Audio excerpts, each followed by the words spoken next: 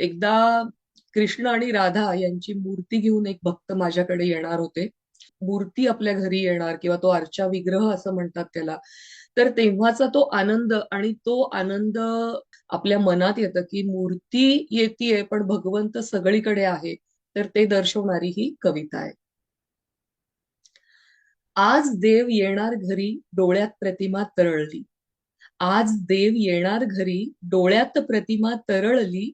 दिवे उजळले दारी अन हृदयी प्रसन्नता भरली. तोरण गुढी दारी हसली, शबरीची स्मृती जागली. तोरण गुढी दारी हसली, शबरीची स्मृती जागली. जणू वनातून राम येती, अशी ओढ अंतरी दाटली. स्वच्छ देव्हारा सजला, स्वच्छ देव्हारा सजला, अंगणी रांगोळी खुलली.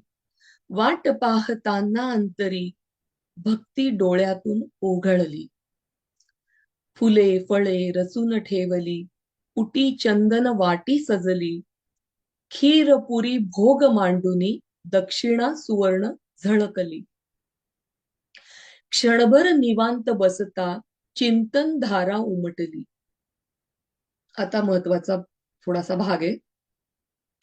क्षणभर निवांत बसता, चिंतन धारा उमटली. कोण येणार आज दारी, मूर्ती की चेतना त्यातली.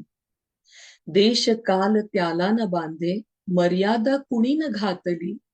त्यात बुडती लोकसृष्टी, ब्रह्मांडी सत्ता व्यापली.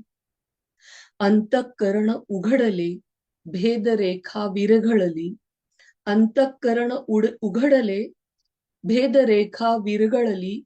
माझ्यात चैतन्य तुझेच, घरभर प्रभा दरवळली. वाट संपली विग्रहाची, एकरूपता जाणवली. वाट संपली विग्रहाची, एकरूपता जाणवली. तुझी सर्वत्र पसरलेली निराकार छबी हसली. तुझी सर्वत्र पसरलेली निराकार छबी हसली.